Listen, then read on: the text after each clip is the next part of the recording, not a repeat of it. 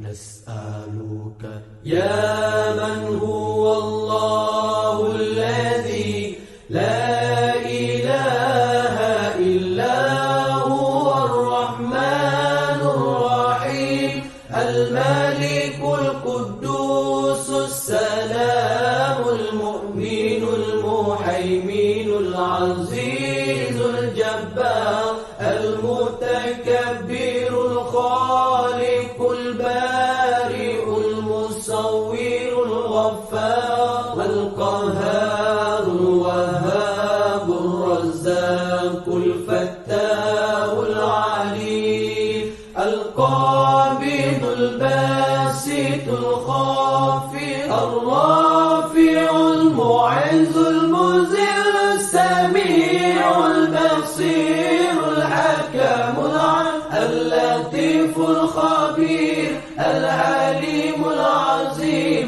الغفور الشكور العلي الكبير الحفيظ المقيت الحسيب الجليل الكريم الرقيب المجيب الواسع الحكيم الودود المجيد الباعث الشهيد الحق الوكيل القوي المتين الولي الحميد المحسن المبدع المعيد المحيي المميت الحي القيوم الواجد الماجد الواحد الصمد القادر المقتدر المقدم المؤخر الأول الآخر الظاهر الباطن الوالي المتعالي البر التواب المنتقم العفو الرؤوف مالك الملك ذو الجلال والإكرام المقسط الجامع الغني المغني المانع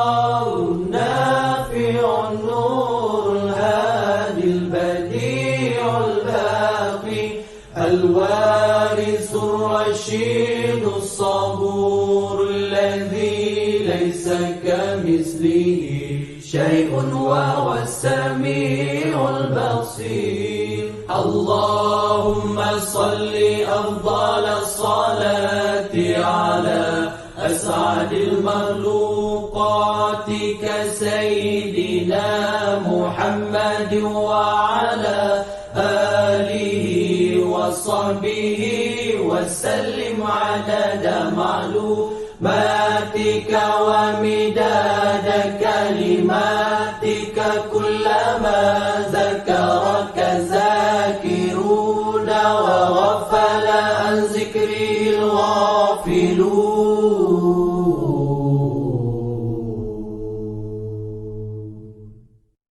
بسم الله الرحمن الرحيم الحمد لله الذي أنزل على عبده الكتاب ولم يجعل له عوجا قيما لينذر بأسا شديدا من لدنه ويبشر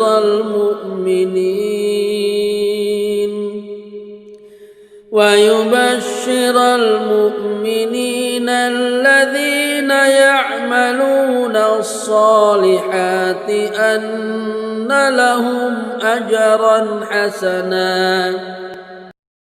أعوذ بالله من الشيطان الرجيم. بسم الله الرحمن الرحيم.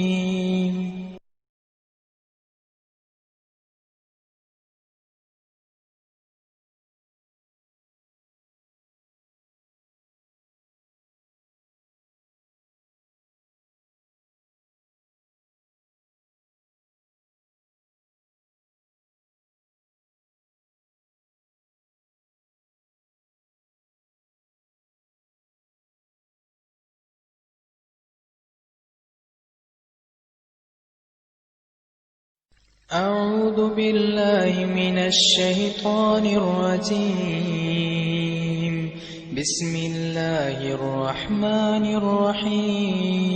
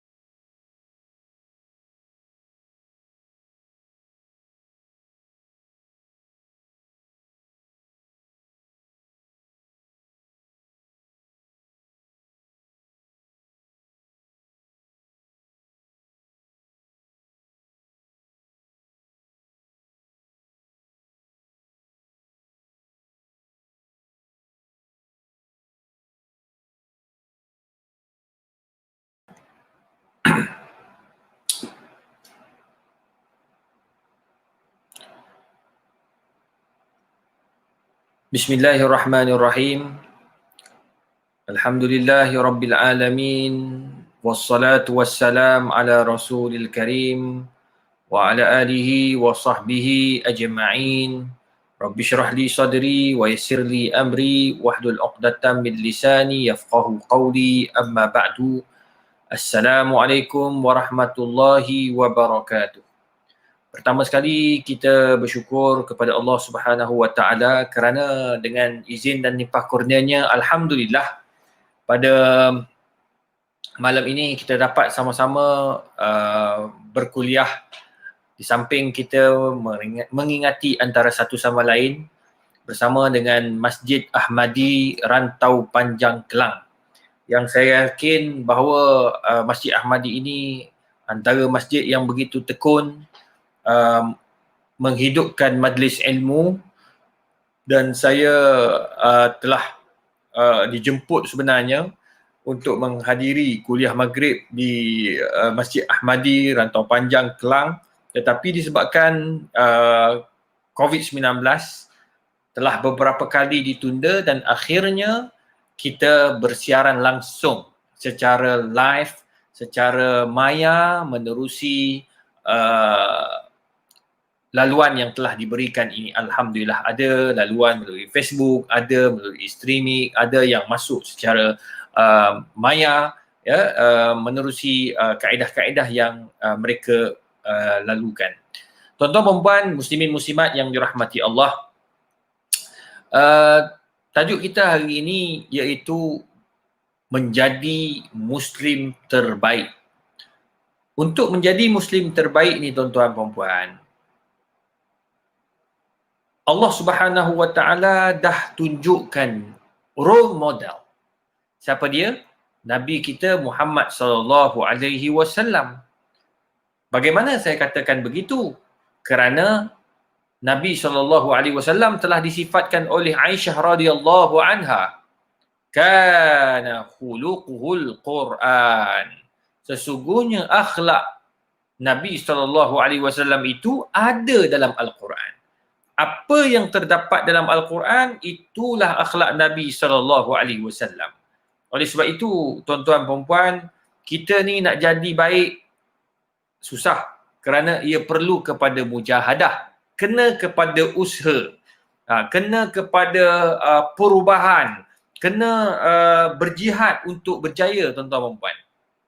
Itu sebabnya Allah Ta'ala sebut dalam Al-Quran, innal ladzina amanu wal ladzina hajaru wa jahadu fi sabilillah ulaika yarjuna rahmatullah. Tengok. Orang-orang yang berhijrah, orang-orang yang mencari perubahan dalam hidupnya, ya, orang yang nak mendapat keberkatan, orang yang nak jadi baik, perlu ada mujahadah. Innal ladzina amanu wal ladzina hajaru. Dia dahlah beriman. Dia yakin bahawa semua yang Allah Subhanahu wa taala beri ini hanya pinjaman dan akan diambil balik oleh Allah bila-bila masa saja, dan dia nak jadi seorang mukmin yang baik. Yang kaya, baik. Walaupun dia miskin, dia baik. Walaupun dia muda, dia baik. Tua, dia baik. Masya Allah. Ini yang kita mahukan. Orang yang hidup atas muka bumi, tak kira latar belakang dia siapa pun, tapi dia nak jadi baik. Tapi nak jadi baik itu Allah kata apa? Innal ladzina amanu, dia beriman, wal ladzina hajaru wa jahadu. Dia mesti ada niat untuk berhijrah, untuk berubah daripada keadaan sekarang kepada keadaan yang lebih baik. Akhlak sekarang kepada akhlak yang lebih baik. Innal ladzina amanu wal ladzina hajaru wa jahadu. Nombor 3, dia perlu ada kesungguhan dan ketekunan untuk jadi baik ni. Tu dia. Sebab nak jadi baik ni tuan-tuan, dia tak sama macam nak jadi jahat. Jadi jahat tak payah nak mujahadah. Bila-bila masa boleh buat. Mencuri. Anytime dia boleh mencuri. Dia nak nak pukul orang. Tu benda yang tak baik. Dia nak maki orang. Nak buruk sangka pada orang. Lepas tu nak buat fitnah. Allah tak payah pening-pening tuan-tuan. Type dekat Facebook, type dekat Instagram, dah dikira sebagai orang yang membuat fitnah. Kejap je nak buat jahat ni. Tapi masalah dia nak buat baik tu tuan-tuan. Kita nak cari orang yang ni kucing saya ni, dia ni selalu kalau saya ada kuliah dia akan datang. Inilah masalah kucing saya ni. Tengok Miki. Dia terlalu baik tuan-tuan puan. Alamak. Miki, papa tengah kuliah. Dia akan ada kalau saya kuliah. Dia naik atas meja. Miki duduk, papa kuliah. Okey. Kat mana saya? Kucing. Memang selalu kalau kuliah, dia tengah tidur dekat luar, dekat atas, dia dengar suara saya, dia akan turun, dia akan duduk kat tepi. Kadang-kadang dia akan duduk kat bawah kaki. Ni kaki saya berlipat, jadi dia tak dapat pegang kaki saya tu. Allahu Akbar. Kucing pun dia suka dengar majlis ilmu. Tambah-tambah kalau kita baca ayat Quran, kalau kita baca hadis Nabi SAW, dia tak tahu, saya tak tahu dia faham ke tidak. Tapi memang dia akan duduk kat depan. Allahu Akbar. Itulah binatang yang Allah jadikan untuk berkhidmat kepada kita. Pada masa yang sama, hidup binatang-binatang ni hanya berzikir kepada Allah Azza wa Jalla. Tuan-tuan perempuan, kita nak jadi jahat, bila-bila masa boleh jadi jahat. Bila-bila masa jadi jahat. Tengok contoh. Kalau saya nak jadi jahat, saya sepak je kucing ni. Kan? Ramai mana orang duk buang kucing daripada tingkat 18, tingkat 10, lempar anak beranak punya kucing, dia letak dalam guni, dia lempar, mati semua tuan-tuan. Senang nak jadi jahat ni, tak payah mujahadah. Tapi kalau nak jadi baik, perlu mujahadah. Nak bersedekah, perlu mujahadah. Nak kena lawan, alamak, nak keluar duit ni bukan senang ni. Nak belanja kawan makan, bukan senang. Nak belanja orang makan, nak dibelanja senang. Tapi kalau nak belanja orang makan, tak sama tuan-tuan. Tak sama. Jadi itu sebabnya saya nak jelaskan bahawa kita kena ada usaha nak jadi baik. Kena ada usaha. untuk menjadi orang yang baik, kita kena ada usaha. Macam mana nak jadi nak berusaha? Kena ada mujahadah. Apakah perkara yang kita kena mujahadah? Apa benda yang kita kena lawan? Mujahadah ni kita kena lawan, kita kena bersungguh-sungguh ya menghadapi situasi tersebut. Pertama, tuan-tuan dan puan, orang yang beriman, orang yang nak jadi baik ni tuan-tuan, dia kena ada azam. Pertama sekali kena ada azam. Azam dia tahun 2021, aku ni kalau buka je masjid, aku nak jadi orang yang selalu berada dekat rumah-rumah Allah. Zuhur rumah Allah, asar rumah Allah, maghrib rumah Allah, isyak rumah Allah, subuh rumah Allah. Sebab apa? Dia insaf dengan COVID-19. 2020 berapa kali je sembahyang Jumaat? 2020 berapa kali je boleh pergi masjid? Sebab apa? Diminta untuk tangguhkan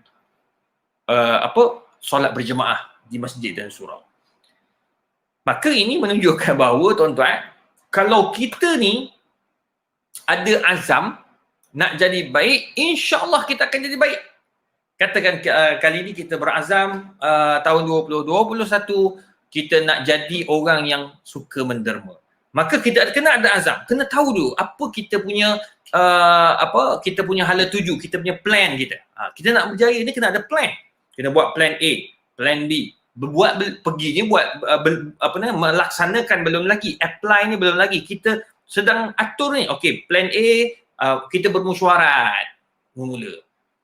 Lepas tu kita akan buat plan A, lepas tu plan B, lepas tu plan C. Allah, hebat tuan-tuan dan puan, hebat. Bila dah ada kita punya orang kata apa, perjalanan untuk sampai ke destinasi tu, maka kita sudah mempunyai azam. Kita memangnya sudah mempunyai plan. Iza azamta fatawakkal Allah. Pertama sekali kita kena berazam, kita kena aturkan kita punya perancangan yang baik, kita kena tahu apa kita punya matlamat, kemudian kita bertawakallah pada Allah masa kita nak melaksanakan perkara tersebut. Itu yang pertama tuan-tuan, kalau nak jadi baik. Nak jadi baik ni sebenarnya mudah tetapi kena ada usaha sikit. Dia bukan senang-senang untuk berjaya. Ya, kalau orang nak berjaya, contohlah saya nak berjaya. Orang kata, ustaz macam mana? Ramai anak-anak muda tanya saya, macam mana ustaz dalam umur yang muda sudah ada PhD? Tuan-tuan, bukan mudah untuk menjadi seorang yang berjaya dalam pelajaran. Memang kita terpaksa berhadapan dengan macam-macam dugaan. Kalau ingat zaman belajar dulu, saya kurang tidur tuan-tuan. Kurang tidur, banyak membaca, banyak menulis, banyak mengkaji dan macam-macam lagi lah tuan-tuan dan puan. Ya, kalau tidur tu selalunya pukul 1 atau 2 pagi. Bangun pukul 4 pagi. 4:30 pagi dah bangun. Semayang sikit, sikit, lepas tu baca buku balik, sambung sampai subuh. Lepas tu semayang subuh dekat masjid, balik pula, baca lagi, begitulah seterusnya. Sampai pergi kuliah pula pukul 8 pagi. Di sana pukul 8 pagi kat negara Arab, bukan pukul 7. Pukul 8 dah sampai dekat dah mula kuliah. Tapi nak bagi tahu tuan-tuan, hidup itu perlu ada usaha, tapi plan tu kena ada. Tahun sekian aku nak pastikan habis diploma. Tahun sekian habis BA. Tahun sekian habis masters. Tahun sekian habis PhD. Jadi insya-Allah kalau kita mempunyai plan yang baik, kita mempunyai target yang baik, insya-Allah kita akan berjaya. Itu yang dinamakan azam. Kita kena ada azam untuk berjaya. Ada azam untuk menjadi muslim mukmin yang baik. Yang kedua, tuan-tuan puan-puan yang dirahmati Allah, orang yang baik ini, ya, mukmin yang baik, muslim yang baik, muslimah yang baik, mesti kena ada sifat as-sidq. Sidq iaitu kita mempunyai sifat dia mempunyai sifat sidq. Boleh dipercayai. Seseorang yang boleh dipercayai. Jadi nak bagi tahu tuan-tuan, kita ni kalau nak jadi baik, kita kena pupuk diri kita ni biar orang percaya kat kita. Abu Bakar As-Siddiq. Kenapa dinamakan As-Siddiq? Sebab dia mempercayai Nabi SAW lebih awal daripada orang lain, orang pertama yang percaya pada Nabi Muhammad SAW iaitu Abu Bakar As-Siddiq. Dan Abu Bakar As-Siddiq ni pula dipercayai oleh Nabi SAW. Kalau tidak, Nabi tak ajaklah Abu Bakar untuk berhijrah bersamanya ya sampai ke Al-Madinah Al-Munawwarah. Itulah Nabi SAW, itulah Abu Bakar As-Siddiq radhiyallahu anhu. Tuan-tuan, kita kena pupuk diri kita. Sekarang ni macam mana kita nak bagi orang percaya kat kita? Nak bagi orang percaya kat kita, perbaikilah tutur kata. Perbaiki tutur kata. Kita tak bolehlah mempunyai tutur kata yang tak baik, tutur kata yang tidak elok. Ya, sekarang ni orang tak bertutur kata tetapi orang menaip dan menulis di dalam WhatsApp. Allah, ini yang tak tahan tuan-tuan. Kita menulis dalam WhatsApp, kita menulis dalam Instagram, kita tulis dalam Facebook, semuanya benda yang menyakitkan hati. Macam ada seorang, dia cerita kat saya, dia kata, Ustaz, dalam grup taman WhatsApp, seorang tua, dia tak ada lah orang kata apa, muda, tapi tu lah orang pencen. Tuan-tuan tahu tak, dalam taman dia ni, ada orang hebat-hebat semua. Terlibat dengan kerajaan, terlibat dengan swasta, CEO sana, CEO sini, pangkat A, pangkat B, pangkat C, macam-macam pangkat ada. Bayangkan tuan-tuan, dia ni dalam WhatsApp group duk hantar benda-benda negatif saja. Orang cakap, dia balun. Orang cakap, orang tulis, dia balun. Tak ada benda yang dia tak balun kecuali dia menjadi seorang pembalun. Ini perangai dia. Sampai peringkat tuan-tuan, orang taman semua pulau dia dalam grup. Dia cakap apa, dia hantar apa, orang tak layan. Orang masuk benda lain. Orang malah nak layan apa dia cakap. Dia tanya, orang tak jawab. Sebab apa? Sebab perangai. Orang dah tak percaya. Itu sebabnya kena ada sifat as-sidqu dalam diri kita. Kita kena ada sifat mempercayai dan dipercayai. Baru jadi orang yang baik. Itu sebabnya kita kena pergi masjid. Itu sebabnya kita kena kawan dengan orang-orang masjid. Sebab kita belajar daripada masjid macam mana nak menjadi orang yang dipercayai dan orang yang mempercayai. Itu akhlak yang mulia yang diajar oleh Nabi kita Muhammad SAW. Itu sebab Nabi SAW dididik oleh Allah, diajar oleh Allah dengan akhlak yang mulia daripada kecil lagi, daripada muda lagi. Ya Allah, hai. Dengan sifat as-sidqu. Itu sebabnya orang Quraisy walaupun tak masuk Islam, mereka percaya kepada Nabi SAW, sedangkan Nabi masa itu belum dilantik lagi menjadi Nabi atau Rasul. Bayangkan tuan-tuan, Nabi masuk masjid disuruhnya, orang gembira, orang Arab masa tu dia kata, masa tu nak letak Hajar Aswad. Nak letak Hajar Aswad. Nabi SAW tiba-tiba masuk ke pintu tu. Mereka tu bincang, dia kata apa? Orang-orang Arab Quraisy, dia kata kalaulah ada seseorang yang masuk daripada pintu ini di waktu sekian, maka orang inilah yang akan menentukan siapa yang akan letakkan Hajar Aswad. Sebab ada 4 kabilah. Ya Allah tuan-tuan, nak jadikan cerita Muhammad SAW, Nabi kita, Rasul kita yang masuk gembira habis orang-orang Quraisy yang masa itu bukan beragama Islam. Sebab apa? Sebab mereka percaya pada Nabi Muhammad. Kalau kita ni tuan-tuan tidak dipercayai, orang pun tak percaya kat kita, kita pun tak percaya kat orang, akhirnya tuan-tuan kita adalah manusia yang rugi kerana tidak mempunyai sahabat yang betul-betul baik. Coba nak jadi orang yang baik, kita kena jadi baik dulu. Kalau kita nak jadi orang baik, kita kena tulis benda-benda yang baik. Kalau kita nak jadi baik, kita kena bercakap benda-benda yang baik.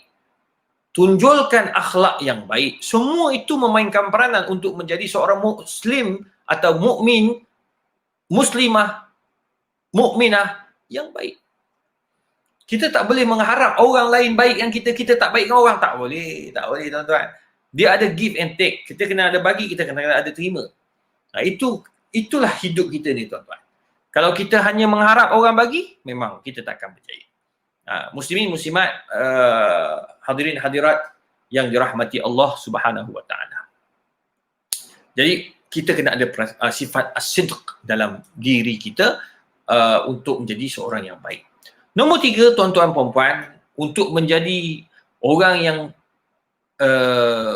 baik ini kena ada sifat amanah. Amanah penting, tuan-tuan. Tengok apa yang berlaku dalam negara kita. Kalau tidak ada amanah, awak pakai kopiah ke, pakai songkok ke, pakai serban ke, pakai jubah ke, tuan-tuan, awak belum jadi seorang mukmin yang baik, muslim yang baik, mukminah yang baik. Sebab apa? Tidak ada amanah. Apa yang berlaku? Tengok, sekarang ni tengah kecoh tentang isu daging. Isu daging import daripada luar negara, semua ni masalah amanah, integriti. Sekarang ni pihak berkuasa sedang membuat siasatan. SPRM pun buka. Saya doa pada Allah Ta'ala biar Allah tunjuk kepada kita siapa dalang di sebaliknya. Tuan-tuan, tak boleh terima lah tuan-tuan. Daging tu tak halal, lepas tu jual kat orang Islam. Kita pun berapa banyak dah makan. Jadi itu sebabnya tuan-tuan, kita tidak ada kompromi dalam isu halal haram, dalam isu benda-benda yang boleh mendatangkan kemudaratan kepada umat manusia. Kenapa jadi macam ni? Sebab amanah, integriti. Itu sebab integriti sangat penting. Sangat penting. Duduk dekat pejabat, tengok amanah Duduk dekat pejabat. Masa diberikan untuk bekerja tapi tak buat kerja, amanah. Ni musim PKPB. Kita diminta untuk bekerja dari rumah. Tuan-tuan, ada orang duduk dekat rumah tak buat kerja. Sedangkan dia mampu untuk bekerja. Dia boleh bekerja. Dan dia mempunyai tanggungjawab untuk bekerja. Lainlah kalau ada orang yang macam yang bekerja dekat bank, yang bekerja dekat bahagian kewangan, dia orang tak boleh bawa balik file-file penting sebab itu data penting, tak boleh nak bawa balik.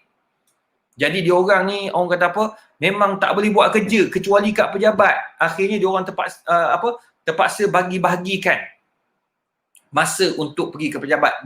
Kerja hanya boleh buat di komputer pejabat sahaja, atau kerja perlu dibuat di pejabat saja. Itu lain, itu dah tak boleh buat apa tuan-tuan. Dia balik, duduk kat rumah, tak apalah nak buat macam mana, tak boleh buat kerja. Dia buat apa yang termampu. Tapi macam saya pensyarah. Ada kat luar sana cikgu-cikgu. Ada kat luar sana orang-orang yang boleh bekerja daripada rumah. Jiran saya, dah setahun kerja kat rumah, kerja Petronas. Kerja kat rumah, tapi kerja jalan. Sebab dia kata apa, gaji masuk ustaz, saya elokkan decoration, saya buatkan, sebab dia kena memang buat kerja kat rumah. Dia buat meja, dia buat komputer, semua lengkap. Memang sebab mula-mula dulu dia kata sakit habis badan dia. Tapi alhamdulillah sekarang dah okey sebab dia dah buat setting elok-elok, meja dia, komputer dia, semua sound dia semua dia buat elok-elok tuan-tuan dan puan. Sebab dia kata ini amanah. Gaji masuk nak bagi anak makan, gaji masuk nak bagi isteri makan. Tengok amanah. Itu mukmin yang baik.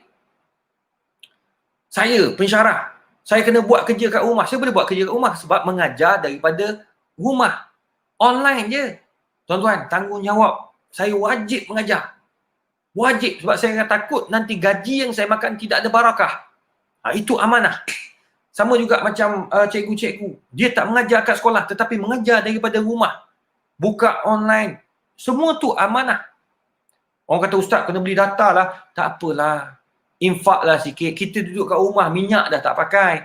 Tol dah tak pakai. Gunakan duit-duit yang sepatut naik. Guna tol, guna minyak itu. Gunakan untuk beli data. Tak apa tuan-tuan. Sekurang-kurangnya kita infak untuk anak bangsa kita. Ini dah. Buat tak tahu je. Kalau yang kerja kerajaan ni buat tak tahu je. Kerja swasta, diorang bekerja siang malam. Yang buka pusat tuition. Siang malam bagi kuliah tuition. Anak saya, tuition daripada pagi sampai malam. Tapi kita bayar. Bayar 400, 500, 2 orang tu 700. Tambah ada je lah duit tu nak minta. Kita bagi sebab kita tahu cikgu-cikgu tu kerja hanya pendapatannya menerusi tuition. Kita bayar sebab kita tahu dia perlukan gaji, dia perlu menanggung keluarga. dan dia buat sungguh-sungguh. Manakala yang kerja kerajaan, gaji masuk tak apa, yang penting gaji masuk. Tak boleh, tapi ramailah saya jumpa yang mereka ni Masya Allah, kerjanya betul-betul buat walaupun di rumah. Komputer buka selalu, email jawab terus, WhatsApp terus jawab. Ada orang tuan-tuan dah lah kerja work from home. Kerja boleh buat kat rumah, orang telefon tak angkat.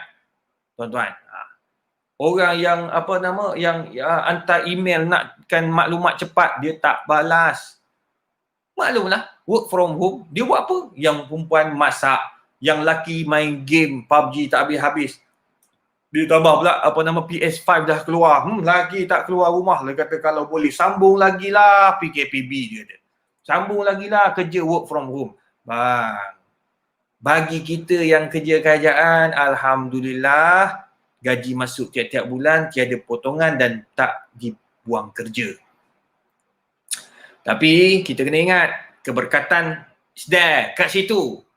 Kalau tak bekerja, kalau kamu tak buat kerja betul-betul, tak buat work from home, kamu takkan berjaya. Keberkatan Allah tarik.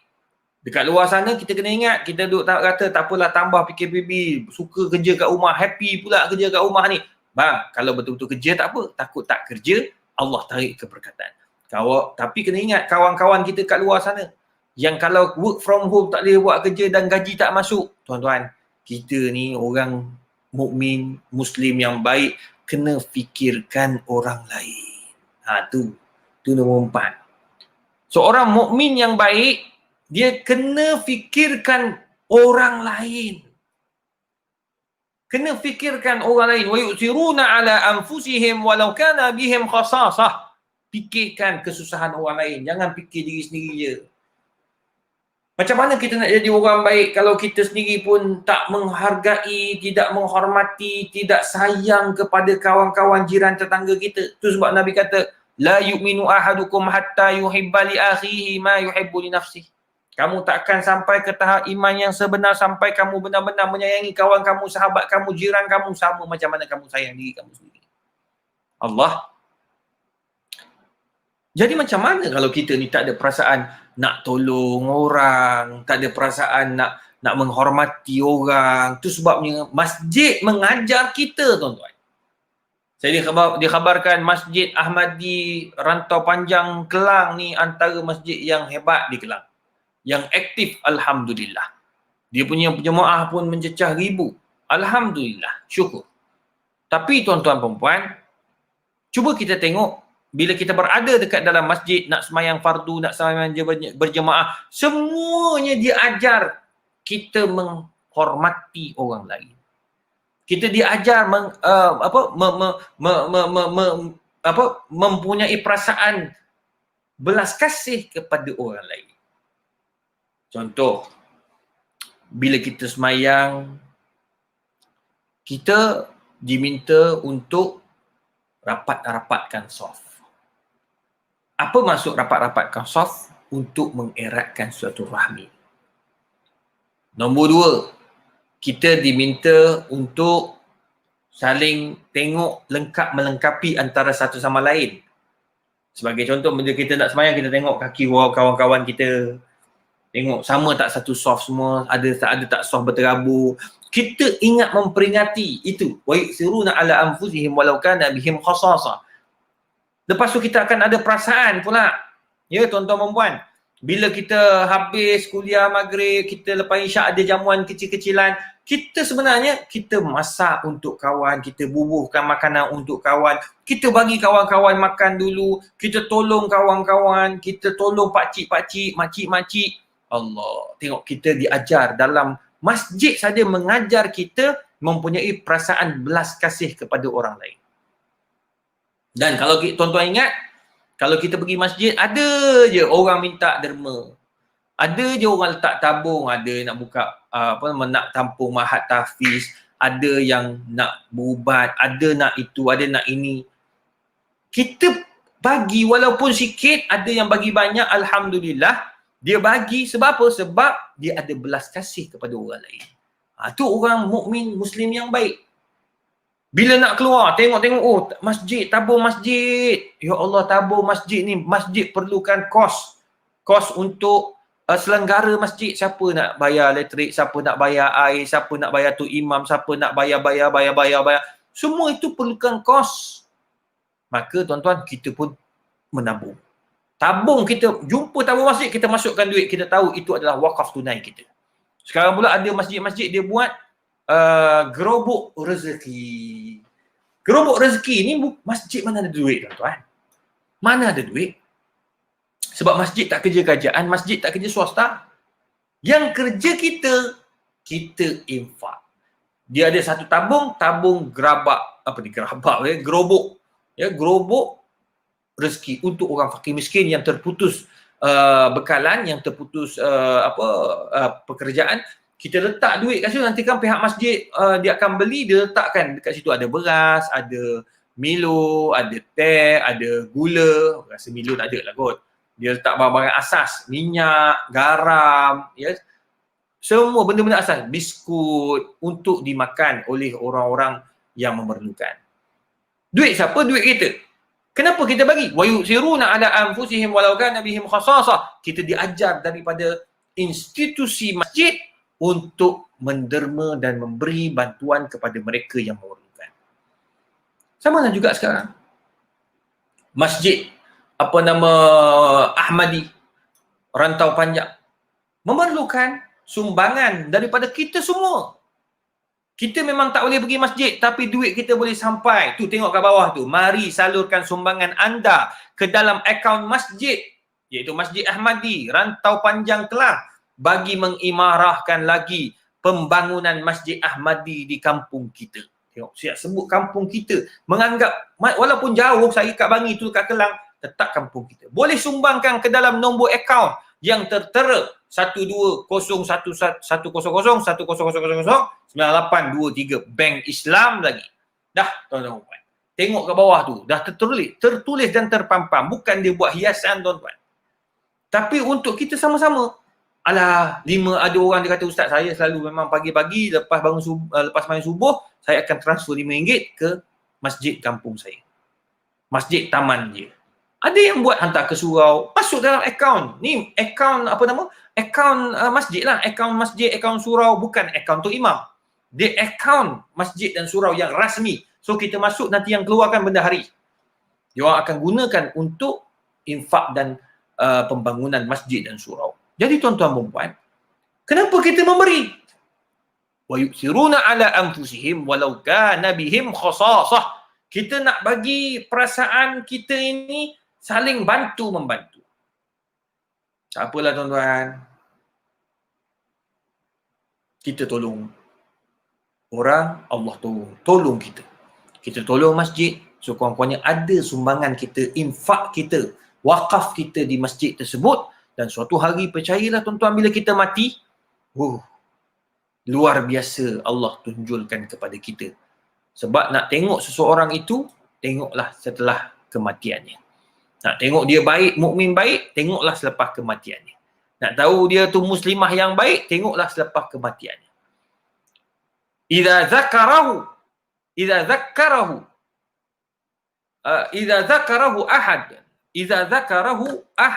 ahadun ba'da mamatihi fahadha dalilun ala khair wa hadha dalilun ala khairi sahibi. Lupa sebab perkataan guru saya tu. Kalau orang ingatkan kamu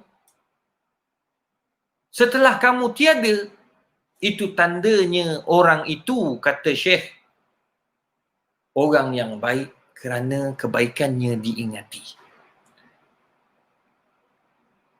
Kalau orang tak ingat kat dia, orang tak bercakap tentang dia, wujuduhu kal adam wa adamuhu adamu, masa dia ada macam tak ada, kalau dia tak ada memang lagi bagus.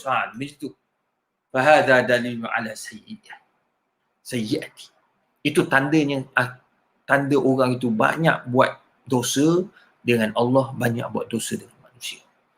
Itu sebab muslimin muslimat yang dikasihi sekalian, kena ada perasaan kasih, perasaan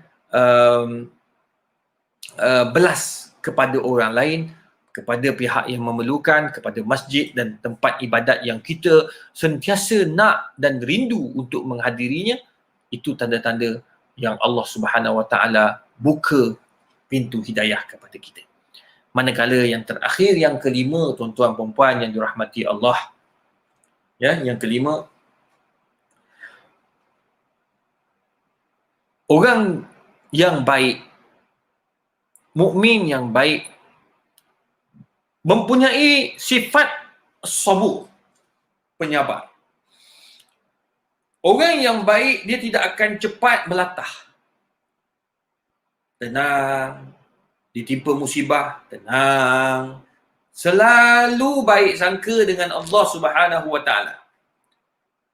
Kita diuji dengan COVID-19, kita diuji dengan masalah kewangan, kita diuji dengan ekonomi tidak berapa bagus, kita diuji dan diuji. Anak-anak tak sekolah, tuan-tuan bayangkan, anak-anak bila tak sekolah, duduk kat rumah, mak ayah kena uji. Kena uji sebab apa? Sebab siapa nak mengajar dia. Macam mana kita nak bagi dia orang ni, orang kata apa, duduk macam kat sekolah dari pukul 7 pagi sampai pukul 12 atau 21 petang. Memang tak lah tuan-tuan. Memang tak. Maka ujian. Bila kita diuji macam tu, sebenarnya Allah nak tengok kita ini sabar atau tidak kepada Allah Subhanahu Wa Taala. Bila kita sabar, alhamdulillah, Allah akan bagi ganjaran kepada mereka yang sabar. Tapi kalau kita ini memang jenis manusia yang tak sabar, pentingkan diri, orang yang tidak fikirkan, orang kata apa, ialah tak fikir kepada ganjaran yang Allah dah janjikan, maka mereka adalah orang yang sangat rugi. Sebab apa tuan-tuan dan puan? Hidup kita ni, kalau tak ada perasaan sabar, kita akan jadi pemarah. Nabi pun dah bagi tahu, la taghdab, la taghdab, la taghdab, faraddada miraran qala la taghdab. Jangan marah, jangan marah, jangan marah. Nabi ulang berkali-kali. Dan Nabi bagi tahu, la taghdab, jangan marah. Sebab bila kita marah, kita akan jadi pemarah. Bila jadi pemarah, kita akan hilang isteri atau hilang pasangan. Yang kedua, kita hilang anak-anak. Anak-anak pun tak sayang kat kita, tuan-tuan. Kita jadi pemarah sangat. Nanti bila besar, anak-anak pun lari dengan kita. Sebab apa? Pemarah. Anak-anak pun serabut. Dia kata kalau tak ada pun tak apalah. Na'uzubillah. Kalau dapat anak-anak pun na'uzubillah. Dua. Nombor 3, kita kehilangan sahabat handai. Orang pun tak nak kawan dengan kita bang kalau jenis pemarah sangat. Orang gurau sikit kita maki. Orang gurau sikit kita terajang dia. Orang marah sikit kita tampar je dia. Tuan-tuan, orang macam ni tak ada kawan tuan-tuan. Tak ada kawan. Selisih sikit dia gaduh terus. Maki hamun, mulut tu ya Allah. Kalau orang muda pada hari ni dia kata apa, mulut Masya Allah, mulut sedikit longkang dia kata. Teruk sangat mulut. Maki orang tanpa segan silu, tak boleh bincang tuan-tuan. Tu, nombor 3, hilang kawan-kawan. Nombor 4, kita hilang jiran tetangga. Jiran tetangga tuan-tuan, bila kita ni tak baik dengan dia orang, kedekut dengan dia orang, ya, jenis tak boleh tolak ansur tuan-tuan, parking kereta memang tak bagi kawan tu, jiran bagi terlebih sikit je. Terlebih sikit dia parkingnya dekat kawasan kita, masuk lain kita sikit, dia bocornya tayar orang tu. Dia makinya jiran sebelah. Memang tuan-tuan, memang.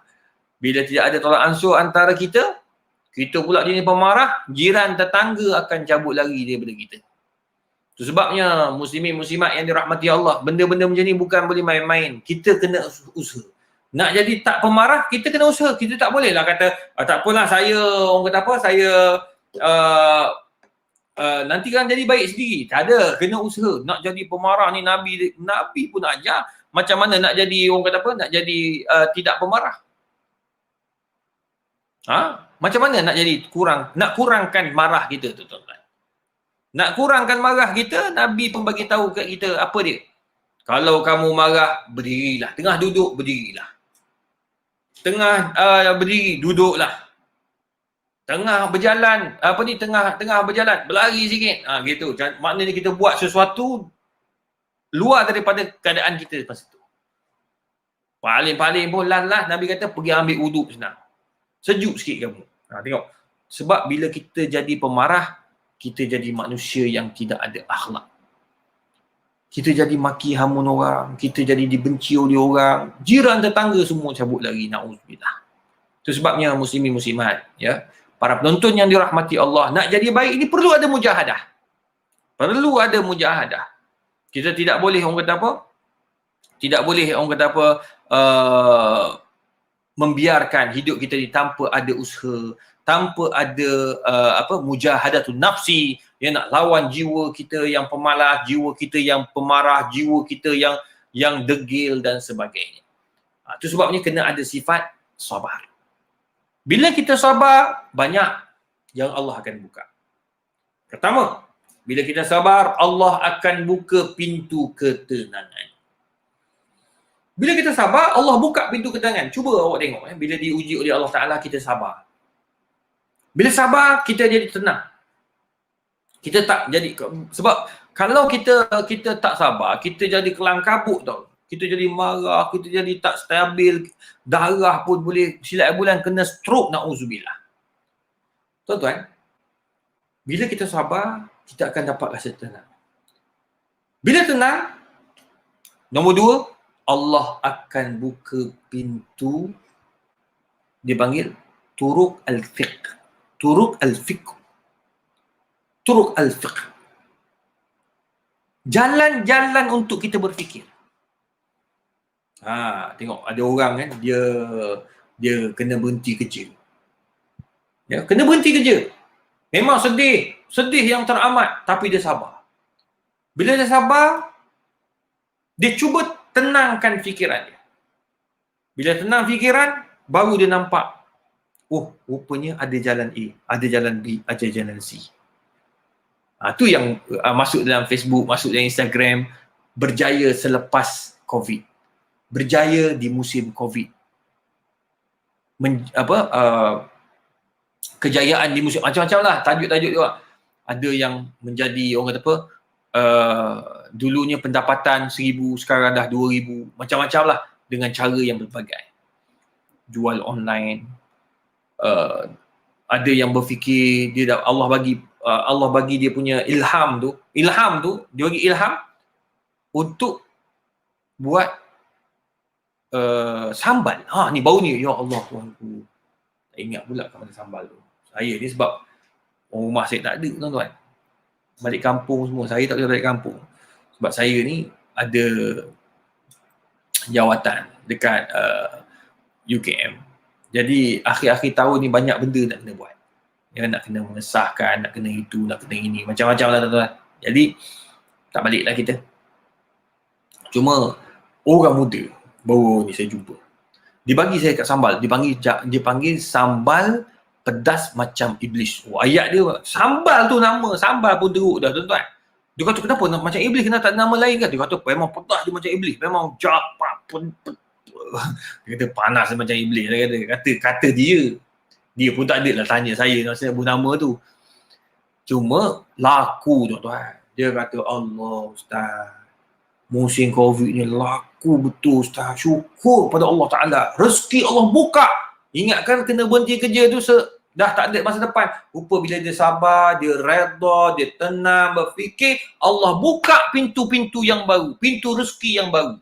Dah sekarang ni suami isteri dah tak nak fikir dah. Dia kata kalau buka pun dia nak fokus pada syarikat dia ni. Kemudian dia nak fokus kepada menyebarkan lagi sayap sambal dia ni. Sambal dia memang pedas. Dia ada sambal, dia ada 3 jenis. Sambal A, sambal B, sambal C. Tu. Ya Allah ya Tuhan. Jadi itu sebabnya Allah Ta'ala tu maha kaya.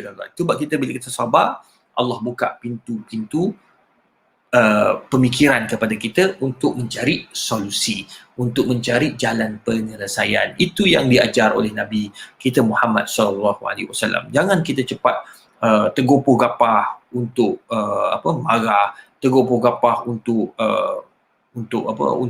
untuk putus asa dan sebagainya. Ini benda yang diajar oleh Nabi kita Muhammad sallallahu alaihi wasallam. Baiklah tuan-tuan dan puan, saya nak buka lah kalau ada di antara tuan-tuan dan puan nak bertanya soalan. Saya pun tak tahulah ada soalan ke tidak, tapi apa yang pasti benda ini untuk kita sama-sama orang kata apa, nak berkongsi, ya, agar kita dapat sedikit sebanyak penjelasan daripada para ulama bagaimana untuk menjadi Muslim yang baik. Assalamualaikum Prof. Ilmu atau adab terlebih dahulu dan kepentingan antara kedua-duanya? Tuan-tuan, al-ilmu, al-adabu qabla al-ilmi. Adab dulu baru ilmu. Kalau tak ada adab, awak takkan dapat ilmu. Tok guru pun tak nak mengajar kamu. Tok guru mengajar pun tak ada keikhlasan. Itu sebabnya bila kita mengajar, adab tu penting. Kita belajar, adab tu penting. Guru bila dia tengok anak murid ni beradab, dia lain macam mengajar dia. Lain macam, dia akan turun semua ilmu yang ada. Imam Malik rahimahullah, dia mengajar Imam Syafi'i, dia tengok Imam Syafi'i begitu tekun sebab akhlak dan adab Imam Syafi'i sangat tinggi. Imam Malik turunkan semua ilmu yang dia ada sampai peringkat dia kata, wahai Syafi'i, pergilah tempat lain mengaji. Sebab apa? Habis dah aku dah turun semua ilmu yang ada. Kamu pergi cari sebab kamu ni orang yang pintar. Allahu Akbar. Tengok bila anak murid beradab, guru pun bersungguh. Bahkan guru suruh sambung belajar dengan orang lain pula.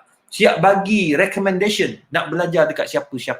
Allahu Akbar. Itu sebabnya adab dulu, baru ilmu. Lepas tu, kalau kita dah ada adab, kita dah ada ilmu, barulah kita akan menjadi al-ulama warasatul anbiya. Barulah kita akan jadi seperti mana yang Nabi kata, ulama itu, orang bijak pandai itu, orang yang alim itu adalah pewaris para Nabi dan Rasul. Tapi kalau orang mainkan Islam, Ustaz, kita tak boleh sabar memanjang. Wajib kita membelanya. Sabar juga mesti bertempat. Memanglah tuan. Hidup ni mana boleh kita biarkan orang mempijak-pijak Islam. Itu sebabnya Nabi SAW punya sabar lain. Sabar Nabi pada musibah, Nabi sabar. Sabar Nabi dengan kezaliman orang kepadanya, Nabi sabar. Tengok orang balingkan salah jazu, balingkan perut unta atas kepala Nabi tengah sujud. Nabi tak ada lah pergi sepak orang tu. Nabi boleh dia doa, ya Allah kau lingkup kau orang tu, tak ada. Nabi pergi ke Taif, orang baling-baling Nabi. Tak ada pula Nabi kata, wahai ya Allah, tolonglah hancurkan Taif. Tak ada. Bahkan Allah hantar malaikat, dua malaikat. Tapi Nabi tak benarkan. Nabi kata, ya Allah jangan, sebab mereka tidak tahu ya Allah. Tengok Nabi SAW doakan. Tapi dalam bab orang nak jatuhkan Islam, orang nak serang Islam, orang menghina Islam, kita kena memperjuangkan. Itu sebabnya dalam Islam mensyariatkan peperangan. Peperangan pertama Badar, kemudian Uhud dan seterusnya. Nak bagi tahu Islam ada sabar. Pada masa yang sama ada juga hak untuk diperjuangkan bagi menjaga agama agar tidak dihina dan dijatuhkan oleh musuh-musuh Islam. Wa iyyazubillah min zalik. Saya nak tanya, benar ke kalau nak berubah jadi baik lebih baik ni payah banyak ujian? Memang untuk jadi baik memang ujiannya banyak. Macam saya katakan tadi lah, bila kita nak jadi baik, usaha kena ada, mujahadah kena ada, plan kena ada. Lepas tu kita akan berhadapan dengan dugaan-dugaan iblis dan syaitan. Biasalah tu. Iblis yang betul-betul iblis pun ada, yang manusia manusia bertopikan iblis pun ada. Manusia bertopikan iblis tu. Kenapa? Sebab kita nak pergi semayang. Baru nak belajar semayang berjemaah. Kawan pula. Bajet baiklah mamak ni nak pergi semayang Jumaat pula. Dah tak pernah semayang. Itu dipanggil manusia bertopengkan iblis. Orang nak buat baik, dia pula menghasut agar orang tu orang kata apa, tidak pergi semayang berjemaah. Itu dugaan. Tapi tak apa. Kita lawan. Nak pakai tudung. Mula-mula, macam-macam mula-mula nak pakai tudung ni. Orang kata, kau ingatlah apa kau ni nak pakai tudung pula, tak payahlah. Orang akan buat macam-macam. Orang akan kata macam-macam, tapi tak apalah. Fastaqim kama umirt. Istiqamah dengan apa yang kita buat selagi mana ia bertujuan untuk mendekatkan diri dengan Allah Subhanahu wa taala. Prof, mohon sedikit tentang vaksin COVID yang diperkatakan ketika ini. Tuan-tuan, untuk vaksin COVID-19, kita mesti berpandukan kepada fatwa-fatwa yang telah dikeluarkan oleh mufti-mufti seluruh negeri yang bersidang baru-baru ini, yang mana semua bersetuju untuk mengharuskan pengambilan vaksin secara umum, tetapi ada kumpulan-kumpulan yang akan diwajibkan. Kumpulan-kumpulan yang akan diwajibkan oleh pihak berkuasa. Nanti mereka akan tetapkan siapakah golongan atau kumpulan yang diwajibkan itu. Sebab ada kumpulan yang akan diwajibkan. Itu berdasarkan kepada fatwa dalam negara kita. Begitu juga luar negara, ulama-ulama antarabangsa juga kebanyakan mereka bersetuju untuk mengharuskan pengambilan vaksin untuk elak daripada COVID-19. Cuma jenis vaksin yang nak masuk ni, kita tunggu KKM umumkan. Sekarang mereka sedang membuat kajian, mereka sedang buat penilaian, ya, kumpulan-kumpulan jenis-jenis vaksin yang terbaik yang mereka akan bawa masuk, insya-Allah. So kita serahkan kepada pihak berkuasa sebab itu tanggungjawab mereka untuk berbuat demikian, ya. Assalamualaikum Prof. Soalan saya dalam kita bermuamalah dan bermasyarakat, mohon Prof bagi tip bagaimana nak elak daripada diri kita untuk menyakiti orang lain, menzalimi orang lain. Tuan-tuan dan puan, ij'al nafsaka tawadhu'a.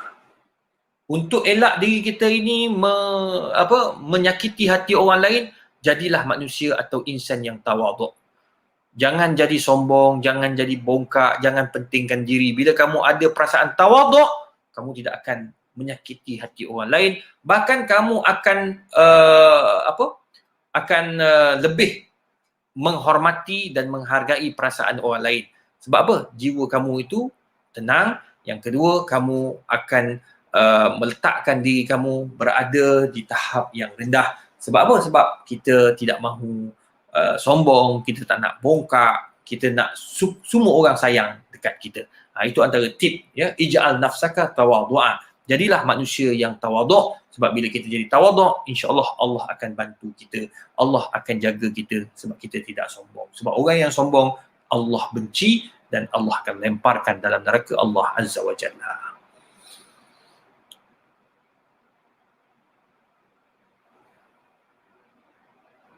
Baik. Saya rasa banyak soalan dah yang saya jawab. Jadi insya-Allah kita akan cuba sambung lagi pada pertemuan yang akan datang. Dan apa yang penting tuan-tuan dan puan, kita jangan jangan putus asa. Jangan putus asa untuk menghadapi musim tahun COVID 2020 ini. Tahun yang akan datang, kita kena ada perancangan yang baik. Dan paling penting, saya nasihatkan kepada semua, berjimat cermat. Duit simpanan yang ada, jangan diboroskan. Kalau jenis orang yang pendapatan tidak tetap, time ada job, baru dapat duit, tolong berjimat cermat. Menyimpan itu lebih baik. Yang bekerja sebagai penjawat awam pun sama juga. Ya, jangan boros, jangan terlalu bermewah, ya, guna bila perlu. Simpanan sangat penting. Kalau boleh, ambillah takaful, sebab takaful itu sekurang-kurangnya dapat juga membantu kita untuk menjana simpanan, dan pada masa yang sama ada juga kaedah untuk membayar kos hospital jika kita sakit, tu medical card, ya. Jadi kita cubalah buat yang terbaik dalam hidup kita ni. Jangan kita ini terlalu patah semangat disebabkan COVID pun jangan. Yang kedua, jangan terlalu mempunyai satu keyakinan yang luar tahap manusia sampai kita kata 2021 tak ada masalah, sekarang duit yang ada kita guna dulu, akan datang jangan risau, kita akan cari balik. Belum tentu, sebab kita belum berjaya melawan COVID-19. Jadi insya-Allah tuan-tuan dan puan, teruskan kita menyokong program-program yang dianjurkan oleh masjid, khususnya masjid kita, ya, Masjid Rantau Panjang, Masjid Ahmadi Rantau Panjang Kelang. Saya mula masa PA saya letak dalam jadual Rantau Panjang, saya ingat Rantau Panjang Kelantan. Ya, kena naik kapal terbang lah bulat saya. Rupa-rupanya Rantau Panjang Kelang. Jadi insyaAllah tuan-tuan dan puan, habis COVID tahun depan, kita jumpa. Ya, saya akan pergi ke sana insyaAllah. Dah saya tahu beberapa kali dah pihak masjid terpaksa tunda ya program saya di sana. Semoga Allah Ta'ala mempermudahkan. Ada hikmah di sebalik apa yang berlaku. Apa yang baik itu daripada Allah, yang kurang daripada saya sendiri. Wabillahi taufiq wal hidayah. Wassalamualaikum warahmatullahi wabarakatuh.